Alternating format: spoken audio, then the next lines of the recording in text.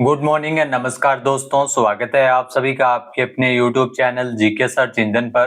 तो दोस्तों आज है 28 जुलाई और 28 जुलाई के रिलेटेड राजस्थान करंट अफेयर्स के जितने भी इंपॉर्टेंट क्वेश्चन हैं उन सभी को हम इस वीडियो में डिस्कस करने वाले हैं। तो पूरा वीडियो बहुत ध्यान से देखना और वीडियो के एंड में मैं आपसे क्वेश्चन भी पूछूंगा जिसका आंसर आप सभी को कमेंट बॉक्स में देना है। कल के वीडियो में मैंने आपसे क्वेश्चन पूछा था जो था फार्मर आईडी तैयार करने में पूरे देश में राजस्थान का कौन सा स्थान है। तो इसमें राजस्थान का चौथा स्थान है। सी ऑप्शन बिल्कुल सही था। जिन दोस्तों ने सी ऑप्शन कमेंट बॉक्स में सही जवाब दिया था उनको हार्दिक शुभकामनाएं। तो फार्मर आईडी तैयार करने में पूरे देश में राजस्थान चौथे स्थान पे है। सरकारी आंकड़ों के मुताबिक उत्तर प्रदेश देश में पहले स्थान पे है। 2.43 करोड़ से अधिक किसानों की डिजिटल पहचान आईडी बनाई जा चुकी है। फिर महाराष्ट्र 1.35 करोड़, फिर मध्य प्रदेश 1.13 करोड़, फिर राजस्थान का नंबर आता है 87.23 लाख। 20 जुलाई 2026 तक के आंकड़ों के अनुसार 10.18 करोड़ से अधिक किसानों की फार्मर आईडी यानी डिजिटल किसान आईडी तैयार की जा चुकी है। इस डिजिटल पहचान के माध्यम से किसानों को विभिन्न प्रकार की सरकारी योजनाएं एवं सेवाओं का लाभ अधिक पारदर्शी और आसान तरीके से मिलता है। फार्मर आईडी का उद्देश्य किसानों को अलग अलग सरकारी योजनाओं और सेवाओं के लिए एक ही डिजिटल प्लेटफॉर्म के जरिए जोड़ना है। चलिए शुरू करते हैं, लेकिन उससे पहले कल के क्वेश्चन के रिवीजन कर लेते हैं। तो कल के 5 महत्वपूर्ण क्वेश्चन थे। संयुक्त राष्ट्र मरुस्थलीकरण रोकथाम अभिसमय के कोप 17 से पहले राष्ट्रीय स्तर का प्री कोप संवाद कहां और किस विषय पर आयोजित किया गया। शुरू में इसका आयोजन किया गया गंग नहर की स्थापना के शताब्दी वर्ष के उपलक्ष्य में। इसका जो विषय a country of the Gang canal, land, water and climate resilience in the Thar desert पे 26 जुलाई को आयोजित हुआ। नेक्स्ट है ट्रेवल लेजर मैगजीन के द्वारा जारी वर्ल्ड बेस्ट अवार्ड 2026 के रैंकिंग में दुनिया के टॉप 20 बेस्ट शहरों में राजस्थान के किन शहरों ने जगह बनाई है। उदयपुर 12वें, जयपुर 16वें स्थान पे, 2 शहर इसमें शामिल है। एशिया टॉप 10 में उदयपुर 8वें और जयपुर 10वें स्थान पे। नेक्स्ट है हाल ही में दिल्ली में आयोजित समारोह में प्रतिष्ठित भारत सम्मान 2026 किसे मिला है। वनस्थली विद्यापीठ जयपुर की छात्रा एवं युवा साहित्यकार प्रतीक्षा यादव को यह सम्मान मिला है। नेक्स्ट है केंद्रीय पंचायती राज मंत्रालय की शक्तियों और संसाधनों के हस्तांतरण की रिपोर्ट के अनुसार ओवरऑल रैंकिंग में कौन सा राज्य पहले स्थान पे, राजस्थान की स्थिति क्या है।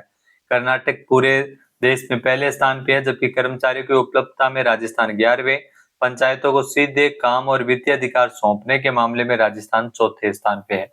नेक्स्ट है डिजिटल फार्मर आईडी तैयार करने के मामले में पूरे देश में राजस्थान का चौथा स्थान है। 87.23 लाख से अधिक किसानों की फार्मर आईडी है वो तैयार की जा चुकी है। इस लिस्ट में ध्यान रखना उत्तर प्रदेश है वो पहले स्थान पे है। नेक्स्ट है, अगर चलिए शुरू करते हैं। पहला क्वेश्चन है कि निम्नलिखित कथनों पे विचार कीजिए। 2 कथन आपके सामने दिए गए हैं। पहला है कि राजस्थान में पीएम सेतु योजना के अंतर्गत 8 क्लस्टर प्रस्तावित किए गए हैं। बिल्कुल सत्य कथन है। पीएम सेतु योजना जिसका शुभारंभ 4 अक्टूबर 2025 को 60,000 करोड़ रुपए के बजट के साथ इसका शुभारंभ किया गया, ये भी बिल्कुल सही है। दोनों ही यहाँ पे सत्य कथन दिए गए हैं। ए ऑप्शन यहाँ पर बिल्कुल सही हो जाएगा। आइए जानते हैं इंपॉर्टेंट फैक्ट्स। तो पीएम सेतु योजना देश के 1000 से अधिक सरकारी औद्योगिक प्रशिक्षण संस्थानों को आधुनिक और उद्योग के अनुकूल बनाने के लिए बड़ी पहल है। इसे 4 अक्टूबर 2025 को 60,000 करोड़ रुपए के बजट के साथ शुरू किया गया। इसका पूरा नाम प्रधानमंत्री कौशल एवं रोजगार परिवर्तन योजना है। संबंधित मंत्रालय की अगर बात करें तो केंद्रीय कौशल विकास एवं उद्यमिता मंत्रालय इसका प्रमुख मंत्रालय है। देश भर की 1000 राजकीय आईटीआई को हब एंड स्पोक मॉडल के तौर पर अपग्रेड करते हुए उन्नत विकास करना इसका मुख्य लक्ष्य है। वित्तीय मॉडल की अगर बात करें तो 5 वर्षों के लिए 60,000 करोड़ रुपए का बजट रखा गया है। केंद्र सरकार की हिस्सेदारी 50%, राज्य सरकार की 33%, बाकी उद्योग पार्टनर की सहभागिता 17% है। राजस्थान में प्रस्तावित 8 क्लस्टर जिसमें भिवाड़ी, जोधपुर, जयपुर, बालोतरा, बांसवाड़ा, भरतपुर, बीकानेर और कोटा है। प्रथम स्वीकृत जो क्लस्टर है वो मुख्य सचिव वी श्रीनिवास की अध्यक्षता में भिवाड़ी क्लस्टर के लिए एमएसएचजी इंफ्रा इंजीनियरिंग लिमिटेड के प्रस्ताव को मंजूरी दी है। नेक्स्ट है निम्नलिखित कथनों पर विचार कीजिए। 2 कथन आपके सामने है। पहला है कि राजस्थान में सीएम भजन लाल शर्मा की पहल पर गिव अप अभियान शुरू किया गया था, जिसके तहत 93.48 लाख सक्षम लोगों ने स्वेच्छा से खाद्य सुरक्षा योजना का लाभ छोड़ा है। फिर है कि इस अभियान के परिणाम स्वरूप 1,56,511 नए पात्र लोगों को राष्ट्रीय खाद्य सुरक्षा अधिनियम के तहत एनएफएसए के तहत जोड़ा गया है। तो ये भी बिल्कुल सही है।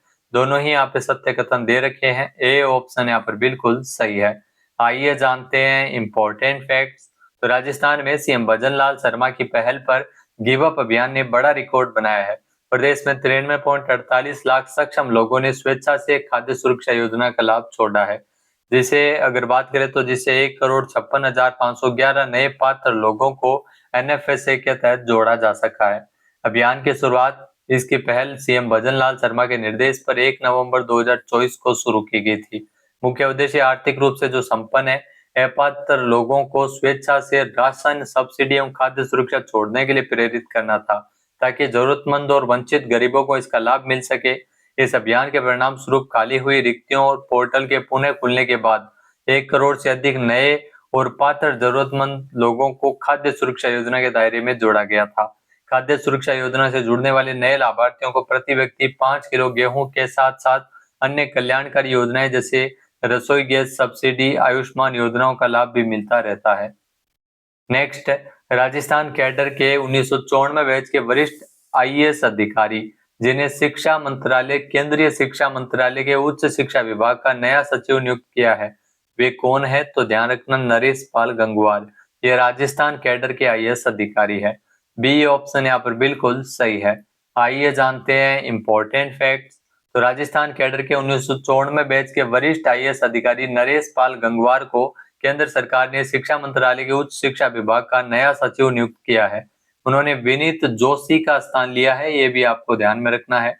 केंद्रीय प्रतिनियुक्ति पर जाने से पहले उन्होंने लगभग 25 वर्षों तक राजस्थान के अलग अलग जिलों, राज्य सरकार के महत्वपूर्ण विभागों में अपनी सेवाएं दी है। जवाहरलाल नेहरू राष्ट्रीय सौर मिशन के प्रारंभिक चरण के दौरान 2010 से 2014 के बीच राजस्थान की सौर नीति तैयार करने में भी उनकी महत्वपूर्ण भूमिका रही है। नरेश पाल गंगवार की उनकी नियुक्ति ऐसे समय में हुई है जब शिक्षा मंत्रालय पेपर लीक के खिलाफ मजबूत सुरक्षा उपाय, सुरक्षा में सुधार, भारत की प्रतियोगी परीक्षा प्रणाली में जनता का विश्वास बहाल करने के उद्देश्य से संस्थागत सुधारों की बढ़ती मांगों को पूरा करने की तैयारी की जा रही है। नेक्स्ट है, निम्नलिखित कथनों पर विचार कीजिए। दो कथन आपके सामने है। पहला है कि भारत टैक्सी सहकारिता पहल का शुभारंभ सीएम भजन लाल शर्मा ने एचसीएम रीपा संस्थान जयपुर में किया, बिल्कुल सही है। नेक्स्ट है, भारत टैक्सी में सारथी ही मालिक मॉडल अपनाया गया है, जिसमें ड्राइवर संस्था का सह मालिक एवं शेयर धारक होता है। यात्रा की कमाई सीधे उसके खाते में जाती है। तो इसमें दोनों ही कथन यहाँ पे सत्य दिए गए हैं। सी ऑप्शन यहाँ पर बिल्कुल सही है। आइए जानते हैं इंपॉर्टेंट फैक्ट्स। तो भारत टैक्सी सहकारिता पहल, जी हाँ, इसका शुभारंभ सीएम भजन लाल शर्मा ने जयपुर में एचसीएम रीपा संस्थान में किया था।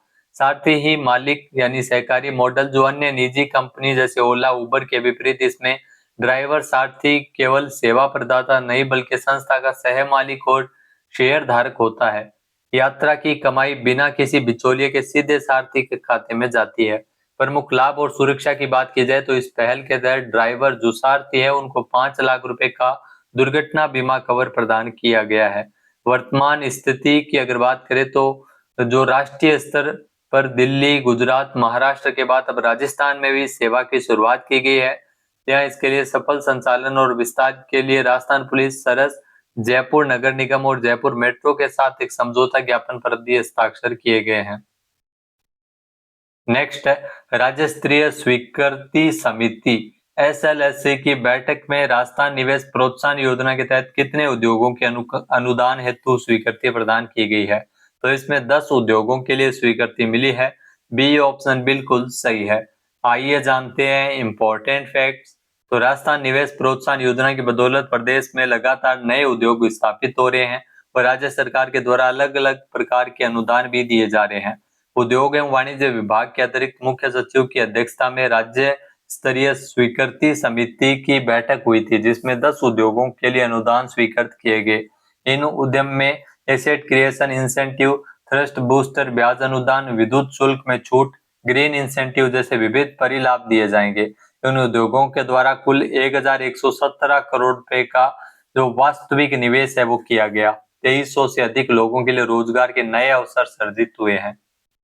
अब बात करते हैं दोस्तों सूजस ई प्रश्नोत्तरी की। तो सूजस ई प्रश्नोत्तरी संख्या 157 जो कि प्रकाशित की गई थी 26 जुलाई को। तो पहला ही इसमें क्वेश्चन है कि राजस्थान निवेश प्रोत्साहन योजना के तहत राजस्थान सरकार के द्वारा उद्योगों में जो निम्नलिखित में से किस योजना से परिलाभ अनुदान प्रदान इसमें किए जाते हैं। तो दोस्तों राजस्थान में जो निवेश प्रोत्साहन योजना है जो कि वर्तमान में राजस्थान सरकार के द्वारा तो निवेशकों को आकर्षित करने के लिए चलाई जा रही है। तो निवेश प्रोत्साहन योजना जिसमें जो परिलाभ दिए जा रहे हैं राज्य सरकार के द्वारा उद्योगों को प्रोत्साहन देने के लिए, उसमें एसेट क्रिएशन इंसेंटिव अभी भी बढ़ा है, ट्रस्ट बूस्टर ब्याज अनुदान, विद्युत शुल्क में छूट और ग्रीन इंसेंटिव। तो इसमें उपरोक्त सभी बिल्कुल सही है, डी ऑप्शन बिल्कुल सही हो जाएगा। नेक्स्ट है राजस्थान के गिव अप अभियान के तहत लगभग कितने सक्षम लोगों ने स्वेच्छा से अपने खाद्य सुरक्षा अधिकार को छोड़ा है। तो वर्तमान में अगर बात करें तो इसमें 93 लाख से अधिक लोगों ने खाद्य सुरक्षा योजना के तहत जो पात्र है उन्होंने एनएफएसए से अपना नाम वापस लिया है। तो सी ऑप्शन यहाँ पर बिल्कुल सही है। नेक्स्ट है जयपुर विकास प्राधिकरण द्वारा गुलाबी नगरी जयपुर के 3 प्रमुख प्रवेश मार्ग पर बनाए जाने वाले भव्य स्वागत द्वार किस थीम पे बनाए जाएंगे। तो ये जो स्वागत द्वार है ये आधारित होंगे वेस्ट टू आर्ट की थीम पे, बी ऑप्शन बिल्कुल सही है। नेक्स्ट है माँ योजना के तहत यदि कोई मरीज राज्य से बाहर अंग प्रत्यारोपण करना चाहता है तो उसे पूर्व अनुमति किससे लेनी पड़ती है। तो अनुमति है वो जिला चिकित्सा महाविद्यालय की ट्रांसप्लांट इवेल्युएशन कमेटी की जो अनुमति है वो लेना अनिवार्य है, बी ऑप्शन बिल्कुल सही है।